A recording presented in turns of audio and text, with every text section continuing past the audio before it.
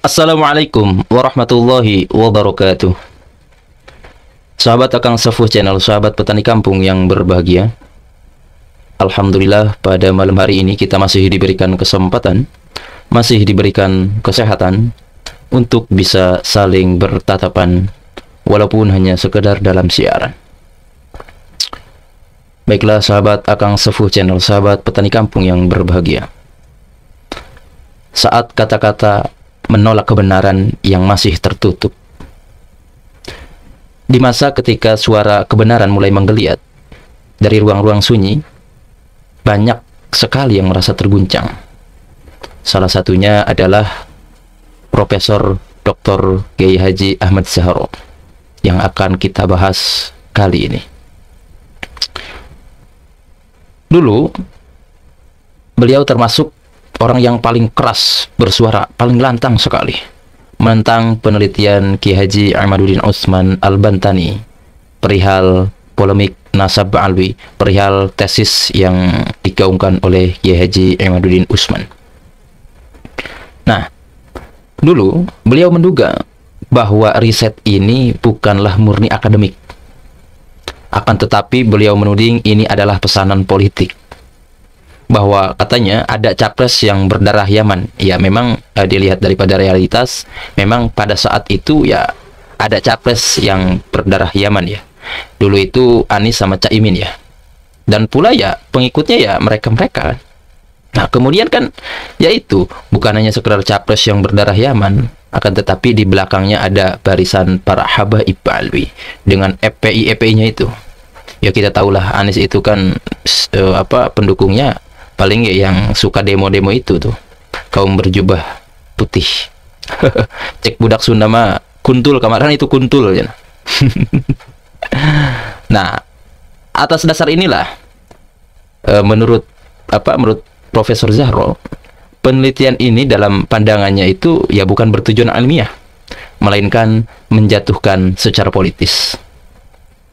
Nah, bahkan lebih dari itu, beliau Pak Profesor Zahro menyampaikan tuduhan yang jauh lebih dalam, lebih kejam menurut saya, bahwasanya siapa yang berani menyentuh nasab alwi ataupun menyoal nasab alwi ini, itu hatinya tidak bersih, hatinya kotor, ada niat buruk, ada kotoran niat, ada dendam di hatinya, gitulah ya. Nanti kita tonton aja videonya. Nah, walaupun beliau tidak menyebut nama secara spesifik, tidak menyebut identitas, tapi ya sasarannya siapa lagi kalau bukan Kiai Haji Ahmaduddin Utsman.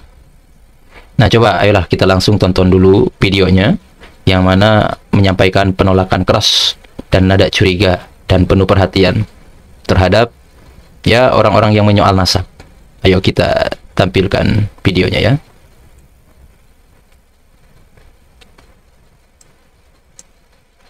Memang baru kali ini kok anti habaib, itu baru kali ini. Sejak Indonesia merdeka itu baru kali ini. Habaib itu besar loh jasanya untuk Indonesia ini. Kemerdekaan, rumah untuk proklamasi itu, kemudian banyak gambar Garuda Pancasila, selambang negara juga Habib. Kok baru sekarang diperkarakan? Apakah karena ada Habib Rizik atau Habib Bahar? Saya tidak tertarik untuk mengomentari ini. Sudahlah, itu sudah ada dalam sejarah, dan setahu saya semua Habib itu punya silsilah. Silsilahnya teliti sekali sampai Nabi. Bahwa kemudian ternyata ini terputus di sini, ya sudahlah, terserah. Jadi dalam kehidupan bermasyarakat ada orang yang kita sebut kiai. Kuwi gak ono kitab ya, gak ono dalil itu. Kiai itu punya dalil, hadis juga ono, Quran juga ono. Ada ustad, ada ulama, memang ada dalilnya, ada ulama, ada habaib, ada wali. Itu istilah yang dilahirkan oleh masyarakat. Ya sudah, kita terima saja. Soal ini genuine ya atau tidak, terserah. Bertanggung jawab loh, yang menyebar-nyebar begini bertanggung jawab. Waspadalah, hidup ini tidak ada di dunia saja, tapi di akhirat juga. Bahkan pertanggung jawabannya lebih berat di akhirat. Nggak usah cari gara-gara. Kalau nggak mau milih ya nggak usah milih. Kalau nggak senang ya sudah, cukup, nggak usah neko-neko. Jadi nyatanya dalam kehidupan ini kita kenal adanya Habib, jamaknya habaib. Apakah itu asli atau tidak? Yang jelas yang punya silsilah itu mereka. Kita ini loh yang tidak punya silsilah itu. Ditakoki bae, mungkin jero nek bae. Buyute mungkin jero, canggahe wis gak nulis. Kita ini loh. Nah, kemudian punya semua, mereka punya. nasab itu punya. Saya menduga itu motifnya politik.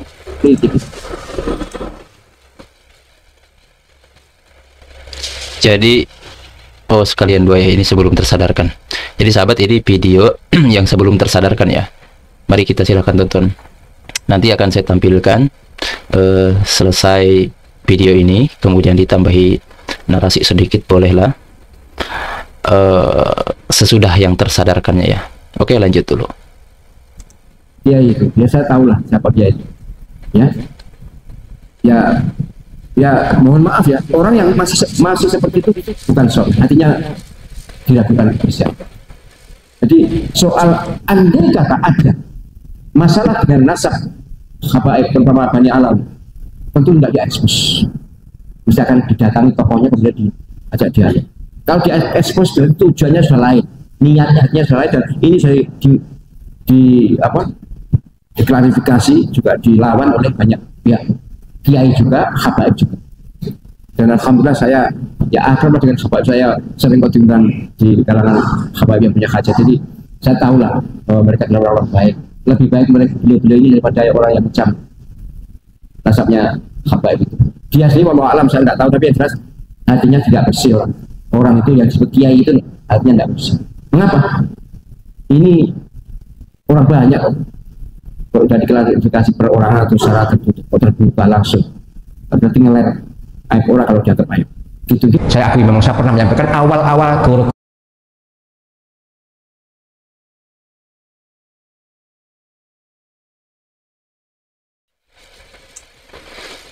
Nah, oke.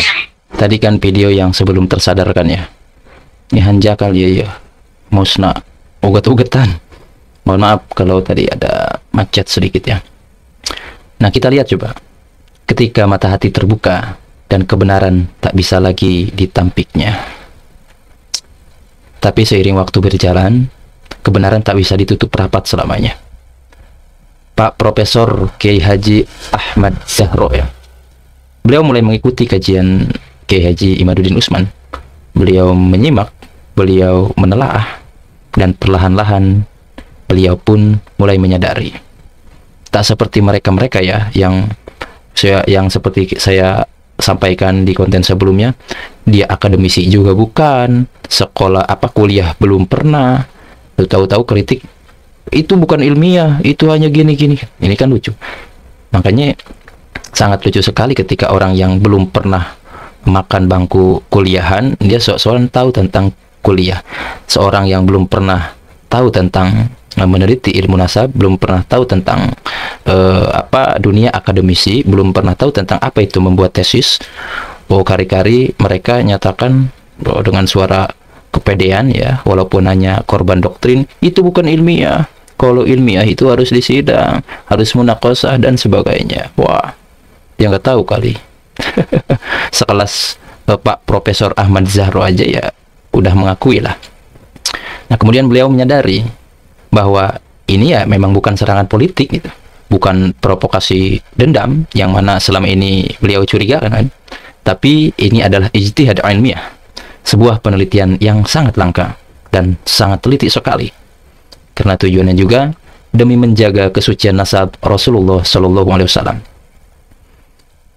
Dan dari lidah yang dulunya menolak, kini lahir pengakuan yang sangat tulus. Ia bahkan memuji Kiai Haji Imaduddin Utsman. Ketika ada yang bertanya, siapakah ahli nasab di Indonesia ini? Beliau menjawab dengan lantang, dengan pedenya, menjawab Kiai Haji Imaduddin Utsman sebagai ahli nasab yang sejati. Ia mengakui bahwa dalam puluhan tahun membimbing para doktor, ya para profesor gitu, beliau belum pernah melihat penelitian seteliti ini gitu.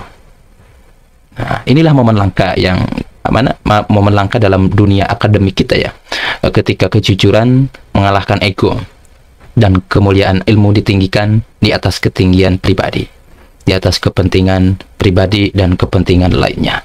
Nah, selama ini kan kita kebanyakan yang melihat daripada mukibin Ba'alwi itu, pembela-pembela Ba'alwi, jongosnya Ba'alwi, mereka udah minim literasi itu kan, terus emosionalnya tinggi, egonya tinggi gitu. Ya kan kelihatan ya pendukung-pendukung Ba'alwi itu ya rata-rata ya demikian lah. Aneh gitu.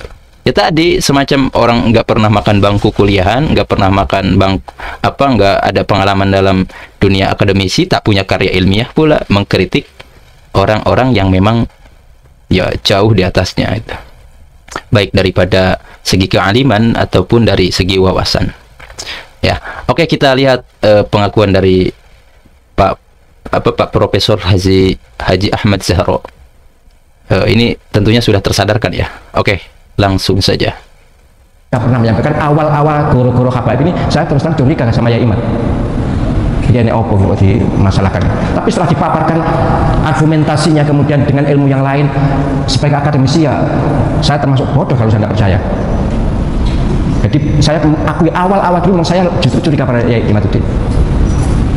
Yang saya tahu ya dia kelompok yang tidak pro dengan, ya salah satu contoh ya Habib Bahar misalnya. Saya bukan soal pro tidak pro waktu itu. Bagi saya ini sudah habaib, kenapa dimasalahkan gitu aja.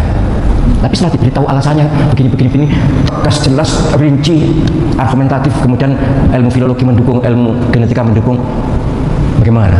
Tidak percaya. Ahli nasab di Indonesia yang ahli betul saya tidak tahu, karena ini ilmu yang sangat jarang.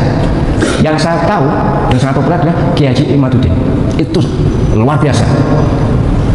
Terserah dia tidak setuju bahwa secara akademik ilmiah itu dahsyat sekali. Sayangnya itu hanya untuk penelitian magister kayaknya, tesis ya. Itu ada kata digunakan disertasi pun menjadi disertasi yang sangat unggul. Saya itu sama membimbing puluhan doktor. Saya belum pernah ketemu orang yang meneliti sehebat Kiai Imaduddin. Itu dahsyat, luar biasa. Meneliti dari abad 3 Hijriah, kitab-kitab dilacak semuanya. Allah, saya kagum dengan ketelatenan, kemampuan, kemauan itu. Dan hasilnya ternyata teruji. Soal setuju, nah setuju terserah, tapi secara akademik teruji. Valid itu sidik itu benar. Jadi kalau ditanya ahli nasab siapa? Ya Kiai Imaduddin. Wah, dia tidak spesialis nasab. Memang tidak ada kuliah spesialisasi nasab, tidak ada. Ya, hanya diketahui dari perilaku ilmiahnya, tulisannya. Orang diketahui keahliannya dari tulisannya. Ini kan bisa diketahui. Ini kan nulis dia.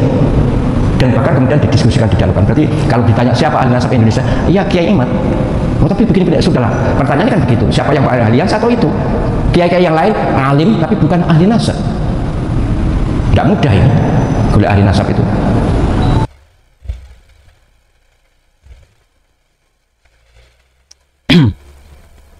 Ya. Yang bersinar bukanlah nama, tapi kebenaran yang ditegakkan. Nah, seperti itulah yang saya bisa tampilkan tadi ya, video klarifikasi setelah tersadarnya Pak Profesor Ahmad Zahro. Nah, gini, di tengah riuh dunia yang penuh simbol dan garis-garis silsilah, hanya sedikit yang benar-benar peduli pada kesucian kebenaran. Kiai Haji Imaduddin Utsman telah membayar mahal atas perjuangannya. Beliau dicerca, dicurigai, dituduh, bahkan dilabeli kotor hati. Tapi Kiai Imad tetap berdiri tegak, karena ia tahu kebenaran tak butuh izin dari mereka yang merasa terhormat. Dan hari ini, bahkan mereka yang dulu mencibirnya, kini angkat topi, membungkuk hormat kepada Kiai Imad dengan senantiasa berkata, penelitian ini luar biasa. Ini kerja ilmiah yang jujur dan penuh kehati-hatian. Dan sudah terbukti banyak para profesor, banyak para dokter, banyak para akademisi, para cendekiawan yang mengakui daripada tesisnya Kiai Haji Imaduddin Utsman ini. Karena mereka pun sudah membacanya, bahwasanya ya ini ya murni tesis, tidak ada tendensi, tidak ada memang atas dasar dendam, kebencian dan yang lain-lainnya. Ya tidak. Seperti itu. Maka bagi kita semua, inilah pelajaran besar. Jangan cepat menolak hanya karena tidak nyaman. Jangan cepat mencurigai hanya karena berbeda pandangan. Karena kadang kebenaran itu datang dari jalan yang paling sunyi, dan hanya hati yang bersih yang bisa melihat cahayanya. Oke, segitu aja dulu ya yang bisa saya sampaikan, yang bisa saya tampilkan. Lalu agak nggak enak badan soalnya ini. Kurang lebihnya mohon dimaafkan. Akhirul kalam, Akang Sefu Channel. Wallahul muwaffiq ila aqwamit thoriq. Wassalamualaikum warahmatullahi wabarakatuh.